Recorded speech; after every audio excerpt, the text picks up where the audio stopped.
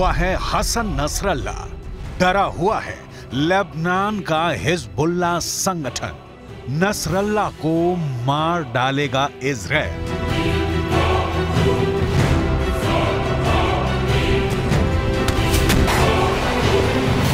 Hasan Nasrallah Israel का दुश्मन number 2, Hezbollah का चीफ। इजराइल के खिलाफ नसरल्ला ने हमले का ताजा ऑर्डर जारी किया है।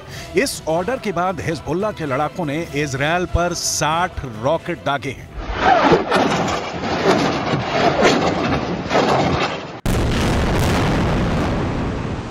التعزية بأخينا الحبيب والعزيز القائد الكبير الشيخ صالح نائب رئيس المكتب السياسي لحركة حماس ورفاقه القادة والكوادر في القسام وفي حماس الذين استشهدوا بالأمس في عدوان إسرائيلي فاضح على الضاحية الجنوبية لبيروت.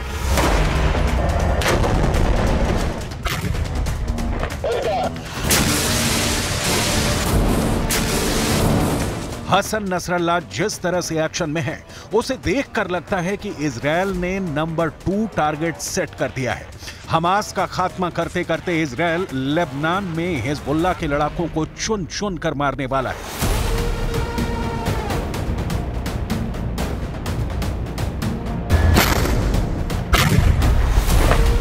नसरल्ला खुल्लम खुल्ला इजराइल की ताकत को चैलेंज कर रहा है, बदला लेने की धमकी दे रहा है।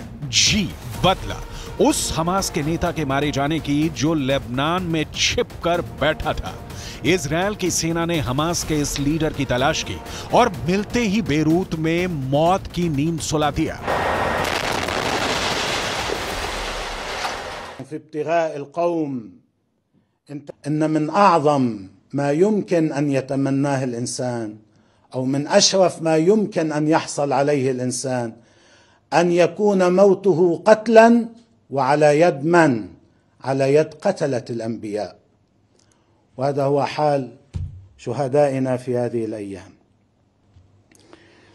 ما له صلة أيضا بالمناسبة ما حصل اليوم في جوار الموقد الطاهر.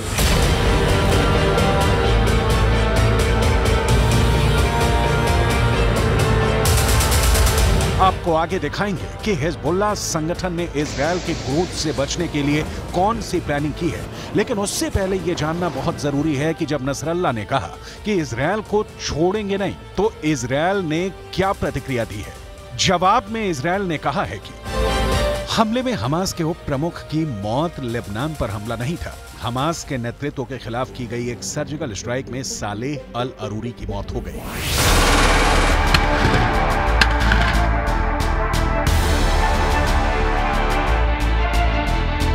2006 के बाद यह पहली बार है जब इजराइल की फौज लेबनान में घुसी और अरूरी को मार डाला। हिजबुल्लाह के लिए यह बेहद शर्मनाक है कि उसके रहते हुए इजरायली सेना उसके इलाके में घुसकर उसके चहेते अरूरी को मार डाला। हसन नसरल्ला के बारे में आप जानेंगे तो आपको अंदाजा लगाने में मुश्किल नहीं होगी कि अब नसरल्ला का अगला कदम कितना खून बहाने वाला होगा।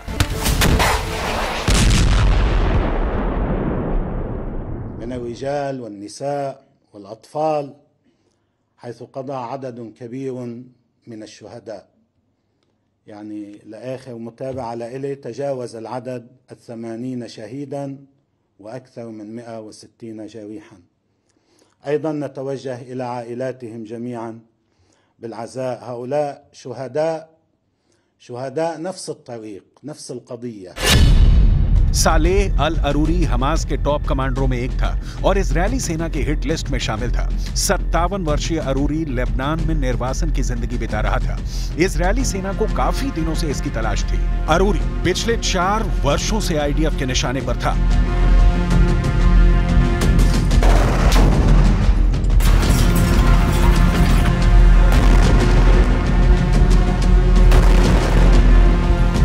मॉक मौका मिलते ही अरूरी को इजरायली सेना ने मार डाला। कहा जा रहा है कि अरूरी इजरायल के ड्रोन हमले में मारा गया। अरूरी हमास और हिजबुल्लाह के बीच एक कड़ी था। अरूरी के संपर्क सूत्रों के चलते ही हिजबुल्लाह उसका खुलकर समर्थन करता रहा, लेकिन इजरायल ने नसरल्लाह के सबसे करीबियों में से एक को मार उसे बहुत बड़ा झटका दे दिया है। लिहाजा नसरल्लाह बदले की आग में जल रहा है। इजरायल के भय से नसरल्लाह बाहर सार्वजनिक रूप से नहीं दिखता, लेकिन उसके बारे में जो जानकारी है वो ये है कि हसन नसरल्लाह एक शिया आलिम मतलब धार्मिक विद्वान है जो लेबनान में हिजबुल्लाह ग्रुप के प्रमुख हैं। इस प्रमुख को इस समय लेबनान के सबसे अहम राजनीतिक दलों में गिना जाता है, जिसकी अपनी सशस्त्र विंग भी है। हसन नसरल्लाह लेबनान के साथ साथ दूसरे अरब देशों में भी लोकप्रिय है। ईरान और अली खामनेई के साथ बहुत निकट के और विशेष संबंध है।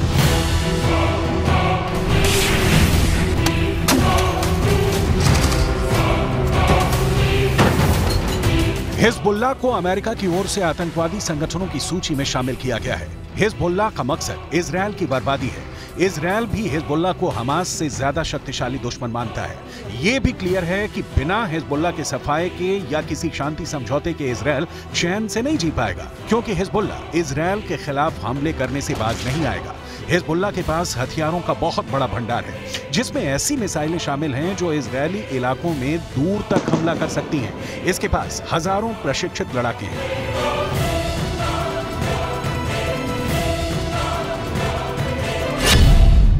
इजरायल के मुताबिक हिजबुल्लाह के करीब 45,000 लड़ाके हैं। हिजबुल्लाह के पास 1,20,000 से 1,30,000 मिसाइलें हैं। इनमें तमाम लंबी दूरी तक मार करने वाली भी शामिल हैं। इसके अलावा हिजबुल्लाह के पास एंटी टैंक हथियार, मानव रहित ड्रोन, एंटी शिप मिसाइलें और हवाई रक्षा प्रणाली मौजूद है।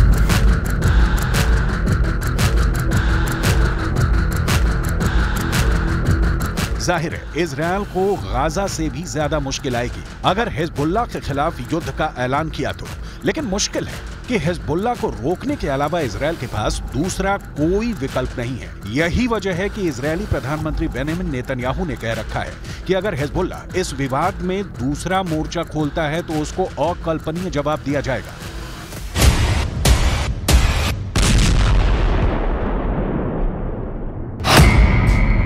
सवाल बनता है, तो क्या लेबनान के खिलाफ इजरायल जंग का ऐलान करने ही वाला है? अगर ऐसा होता है तो फिर ईरान आएगा, वही ईरान जिसने हमास को मुश्किल के वक्त छोड़ दिया। ईरान इजरायल के हमले के वक्त हिजबुल्लाह के साथ खड़ा होगा। इन सवालों का जवाब एक लाइन में नहीं मिलेगा, क्योंकि पूरा अरब वर्ल्ड ऐसे ही हिजबुल्लाह, हमास और हूथी विद्रोहियों को इजरायल के खिलाफ उतारता रहा है। इजरायल के खिलाफ गोले और रॉकेट बरसाने वाले ये तीनों संगठन सिर्फ हथियारबंद संगठन नहीं है, बल्कि अरबों के इजरायल के खिलाफ विरोध का प्रतीक हैं।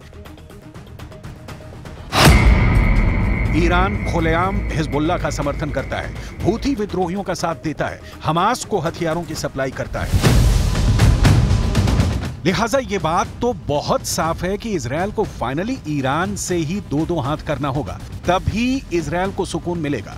लेकिन ये भी ध्यान देने वाली बात है कि ईरान अब 70 के दशक वाला ईरान नहीं है। उसके पास भी कहा जाता है कि परमाणु बम है। अब ध्यान दीजिए कि हिजबुल्लाह के चक्कर में कैसे ईरान और इजरायल के बीच परमाणु युद्ध छिड़ सकता है। लेबनान और हिजबुल्लाह चीफ हसन नसरल्लाह के पास लड़ाके हैं, ईरान का समर्थन है, हथियार है, लेकिन गौर करने वाली बात है कि पूरा लेबनान हिजबुल्लाह के साथ नहीं है। पूर्ण युद्ध लेबनान के लिए विनाशकारी होगा और इसके लिए जनता का समर्थन बहुत कम है।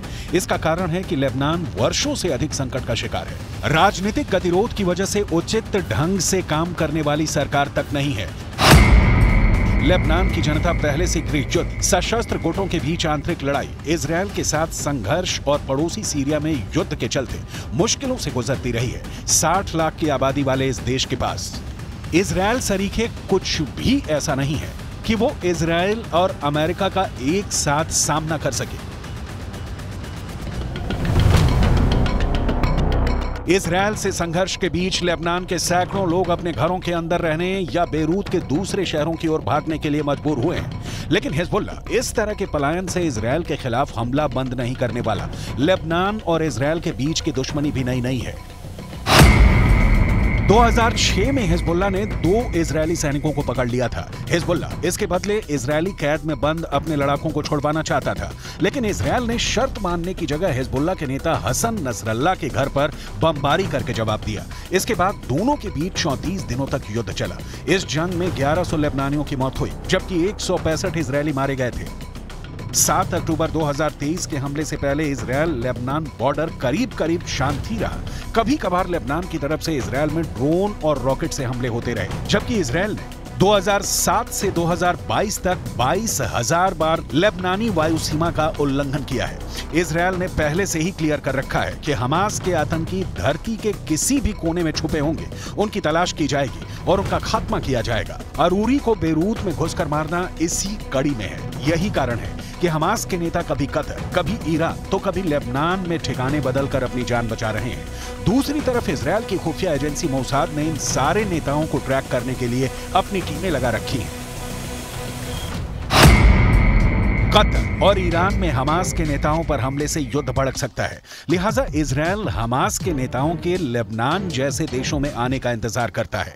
ऐसा ही हमास के डिप्टी चीफ अरूर के साथ भी हुआ।